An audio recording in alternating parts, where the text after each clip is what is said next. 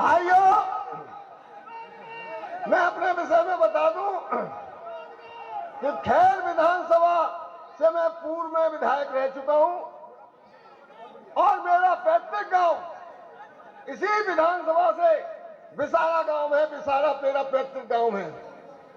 इस पैतृक गांव में मेरे पिताजी, मेरे बाबा सब रहते थे। हम खैर चले गए। लोग अगर ये कहते हो कि मैं बाहरी प्रत्याशी हूं, मैं इसी विधानसभा का प्रत्याशी हूं। मेरा पैतृक गांव विसारा है।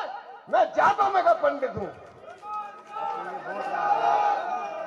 मैं आप लोगों को केवल एक आश्वासन दे रहा हूं, एक वचन दे रहा हूं कि जो बरौली विधानसभा में तानाशाही और भय व्याप्त कर रखा है, उस भय और तानाशाही को प्रमोद गौर समाप्त कर देगा। ये आप लोगों को सीधा सीधा एक वचन आपके सामने दे रहा हूं। प्रमोद गौर आपके सामने खेला है, बनता है, आपके सामने बड़ा हुआ है। आप निश्चित मानिए, इन लोगों से डरने की जरूरत नहीं है। चाहे ये एफआईआर लिखाएं, चाहे किसी को जिला बदल कराएं, चाहे वो नामांकन कैंसिल कराएं, इनका सबका जवाब हम देंगे। इन्हीं शब्दों के साथ मैं बरौली विधानसभा क्षेत्र में हमारे राष्ट्रीय अध्यक्ष जी का पधारने पर हार्दिक स्वागत करता हूं, वंदन करता हूं, अभिनंदन करता हूं। और मुझे 10 फरवरी को नल के निशान के सामने बटन दबाकर मजबूत करें, जिससे हमारी सरकार बन सके। जय हिंद, जय लोकदल, जय भारत। एक मिनट भाइयों, और खास करके मैं अपने ब्राह्मण समाज के भाइयों से निवेदन करूंगा कि खैर विधानसभा में एक एक वोट प्रमोद गौड़ के नाम से हमारे भाई भगवती प्रसाद जी को आप लोगों को देना है। इसका मैं हमेशा एहसान मंदाब का रहूंगा। मेरा समाज पूरी तरह से इनको समर्पित करेगा। आप जिनका आपको बेसब्री से इंतजार था, उत्तर प्रदेश के भविष्य और किसान, मजदूर, युवाओं सबके नेता, हमारी पार्टी के राष्ट्रीय अध्यक्ष आदरणीय जयंत चौधरी जी का स्वागत करता हूं। एक बार जोरदार रहेंगे। जयंत चौधरी, जयंत चौधरी। धन्यवाद राहुल। राष्ट्रीय लोकदल और समाजवादी पार्टी के गठबंधन के सभी वरिष्ठ पदाधिकारीगण, ये चुनाव की घड़ी है और सच पूछो तो चुनाव के पहले बड़ा दबाव होता है। सब लोग चाहते हैं कि हमारे बीच उम्मीदवार आए। हम लोग भी कोशिश करते हैं कि अपना दौड़ तेज करें, ज्यादा से ज्यादा लोगों के बीच पहुंचे, चुनावी संदेश, चुनावी वोट की अपील करें। लेकिन सच्चाई ये है कि 5 साल पूरे आपको मौका मिलता है देखने का, परखने का, पहचानने का। और 5 साल सच पूछो तो जनता को तो खुद ही लड़ना पड़ता है, कोई पूछने वाला नहीं है। सरकार बनने से पहले तेवर कुछ और होते हैं, जब विपक्ष में होते हैं तो बहुत अच्छे होते हैं और सत्ता में आ जाते हैं तो तेवर बदल जाते हैं। सब पे शायद ये बात लागू है, लेकिन पुराने लोग आपको बताएंगे ये बात कभी चौधरी चरण सिंह पे लागू नहीं थी। ना ही ये बात चौधरी अजीत सिंह जी के लिए आप कह सकते हो।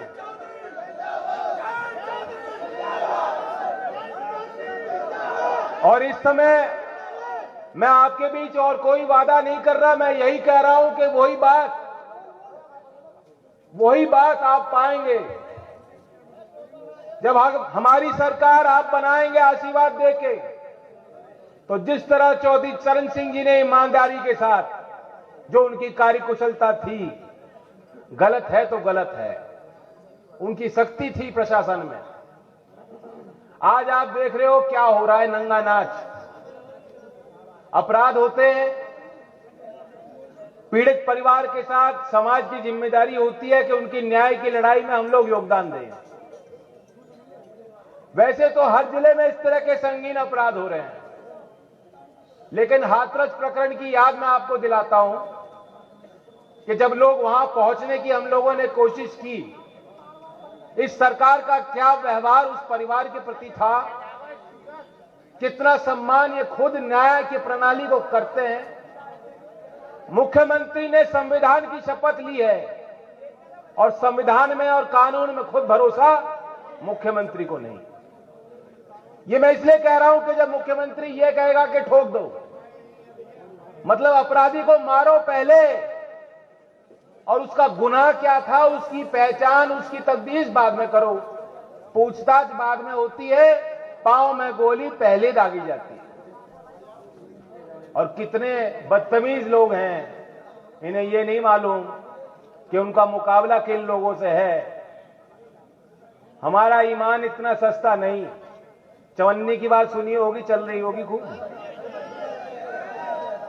फैसला ले लिया तो ले लिया, फैसला बदलने वालों में हम नहीं है। चवन्नी की तरह इतने सस्ते नहीं, कोई मोल नहीं। और मैं ये इसलिए बात कह रहा हूं क्यों मैं जानता हूं और आप जानते हैं 5 साल में आप पे क्या बीती है, किसानों के साथ सरकार ने क्या किया। आज जो मेरे कसीदे काट रहे हैं, मुझे खुश करने की कोशिश कर रहे हैं बड़े बड़े नेता, एक भी दिन उन्होंने अगर आपकी फिक्र की होती, परवाह की होती, तो आज पूछने की जरूरत, पूछने की आवश्यकता नहीं होती, हम किसी से पीछे नहीं होते। लेकिन सच्चाई है 13 महीने आंदोलन चला। मैं आपसे पूछना चाहता हूं, आपको याद है कि कोई आंदोलन 13 महीने चला हो? ये तो उनकी बहादुरी है कि इतना समय उन्होंने हटे नहीं, धैर्य रखा, टूटा नहीं उनका धैर्य। क्या आवश्यकता पड़ी थी कि 13 महीने लोग सड़क पर ही सो रहे हैं, इतने दूर से चल के जा रहे हैं? क्यों? अगर सुनवाई होती, मैं नहीं कहता सारी बातें मानी जाती हैं, आंदोलन होते हैं, मांग उठती हैं, सवाल यह है कि सरकार का उनके प्रति व्यवहार क्या है। वही किसान संगठन जब उन्होंने ऐलान किया कि हम लखनऊ जाएंगे, योगी जी ने जो है धमकाना शुरू किया कि ये लखनऊ है, ये दिल्ली नहीं है।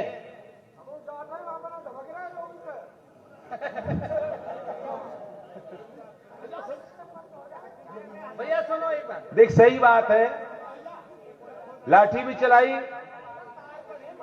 उन्होंने, तार भी बिछाए, लेकिन सोचने की बात यह है कि पहले भी सरकारें थी, पहले भी आंदोलन होते थे, आप लोग चले जाया करते थे, किसान घाट पे भी आप लोग जाते थे, जंतर मंतर पे भी जाते थे, आप हम और आप कॉल दिया करते थे कि हम संसद का घेराव करेंगे, तो वहां भी आप लोग पहुंच जाते थे, इतनी रोकटोक नहीं थी। लेकिन इस सरकार ने आपको कहा कि किसान तो आतंकवादी है। इतना घमंड, इतना अहंकार, ये मौका है आपको। अगर हम और आप फिर चूक जाएंगे, आप सोचो शहंशाह के रंग और कितने बदल जाएंगे। बहुत जरूरी है, इलाज कर दो। ये जो चर्बी चढ़ गई है भारतीय जनता पार्टी के नेताओं की, उतार दो चर्बी। और हां, अगर आप इसमें पचेड़े में पड़ गए कि ये फलाना उम्मीदवार और वो उम्मीदवार और ये और वो, और चूक गए, आने वाले समय में किसी की हिम्मत नहीं होगी कि दिल्ली जाके किसान की बात कर दे। किसान कौन, किसान पहचान के लिए चुनाव है, ये मान सम्मान और हमारी लड़ाई है आगे की। कोई पूछने वाला नहीं रहेगा, कोई दबाव किसी सरकार पर नहीं रहेगा। हम और आप सब लोग जान रहे हैं कि अगर उत्तर प्रदेश में सत्ता से बाहर इनको नहीं किया, पहला काम ये करेंगे कि जो कानून उन्होंने रद्द किए वही कानून दोबारा लाएंगे। आज देश भर में किसान संगठन क्यों विरोध कर रहे हैं? इसलिए विरोध कर रहे हैं कि विश्वास नहीं है, विश्वास इस सरकार पे नहीं है, विश्वास टूट गया। कोई सरकार का इकबाल नहीं बचा, और सरकार डंडे से नहीं चला करती, विश्वास से चलती हैं, जनता के सहयोग से सरकार चलती है। संसद में आप कोई फैसला ले लो, लेकिन उसको अगर पालन उसका कराना है कानून का, तो जनता का सहयोग चाहिए। और आज जनता के हर वर्ग में जो नाराजगी है, आपकी मूलभूत सुविधाएं 5 साल में क्या दिया? किसान के हाथ में एक टॉर्च दे दी और एक लाठी दे दी और कहा रात में तुम चौकीदार बनो।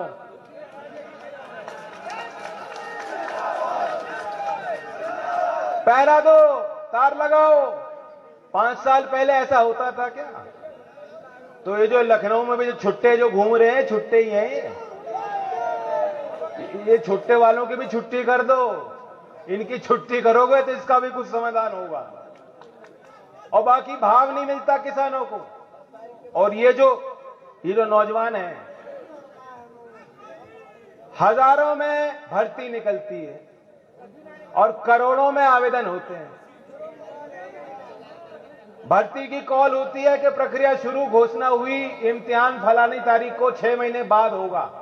इम्तिहान के लिए बच्चे जाते हैं तैयारी करके, पता लगता है कि पेपर लीक, अब अगले साल प्रक्रिया चलाई जाएगी। इम्तिहान के नतीजे आ जाते हैं, लोग मिठाई बांट देते हैं कि भाई हमारा बच्चा आ गया। पूरे गांव को, मोहल्ले को उन्होंने खुशी बांट दी, मिठाई बांट दी। अब पता लगा कि कभी ज्वाइनिंग नहीं हो पाई, वो कोर्ट में फंस गया मामला। ये क्या हो रहा है बच्चों के साथ? इन्होंने वादा किया था 90 दिन में भारतीय जनता पार्टी को आप चुने और 90 दिन के अंदर जितने रिक्त पद हैं सभी विभाग में उन नौकरियों को हम देंगे, उन वैकेंसी को भरने का काम करेंगे। कहा था कि नहीं कहा था बीजेपी ने? और क्या मिला? डंडा मिला, लाठी मिली। तो आप फैसला लो।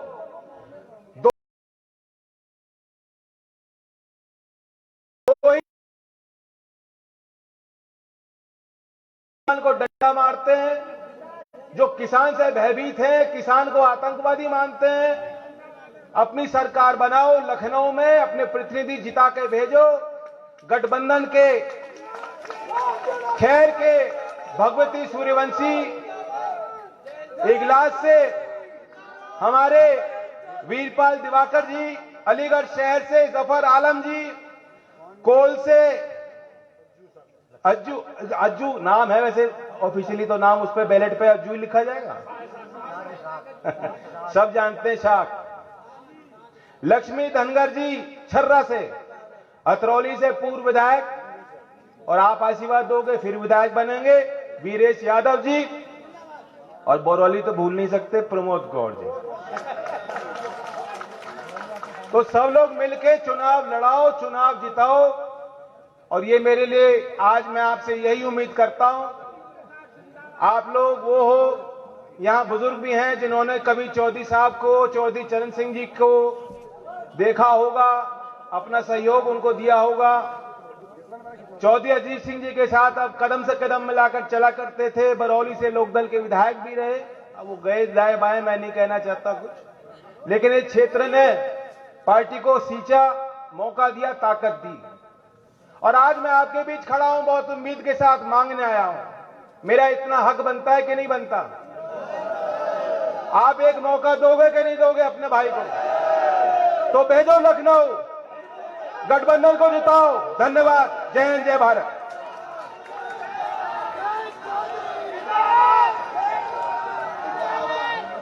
जयंत चौधरी।